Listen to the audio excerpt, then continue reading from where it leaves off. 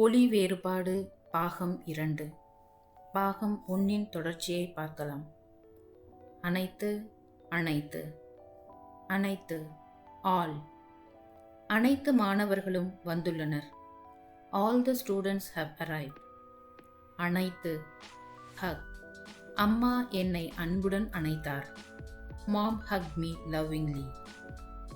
அருந்து அருந்து அருந்து drink. அவன் நீரை அருந்தினான்.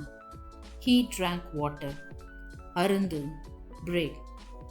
கயிறு அருந்துவிட்டது. The rope has broken off. ஆள் ஆள் ஆள் ஆள் man or person. அந்த ஆள் யார்? Who is that person? ஆள் deep. அவள் ஆழ்ந்த தூக்கத்தில் இருந்தாள். She was in deep sleep. All all என்பது ஆலமரம். banyan ஆலமரம் பெரிதாக வளரும்.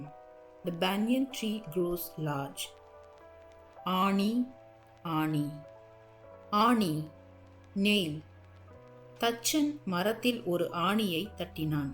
The carpenter hammered a nail into the wood. Aani it's a name of a Tamil month. நான் ஆனி மாதத்தில் பிறந்தேன். I was born in the month of ஆனி.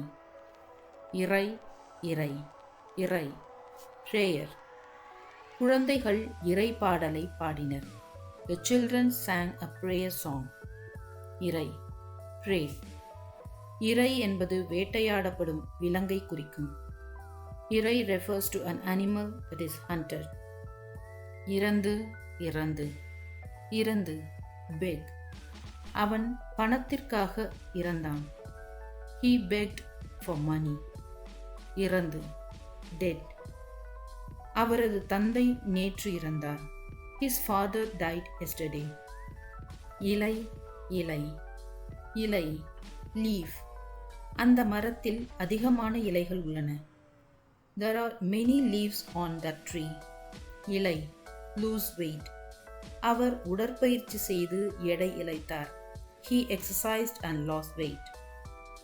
இறங்கு இறங்கு இறங்கு pity. இரக்கமற்றவர்களிடம் இறங்குவது பயனற்றது. It is useless to pity the merciless. இறங்கு to get down. அவள் பேருந்தில் இருந்து மெதுவாக இறங்கினாள். She got down from the bus slowly. உன் உன் உன் your. உன் பெயர் என்ன? What is your name? உன் eat. நீ தினமும் காய்கறிகள் உண்ண வேண்டும்.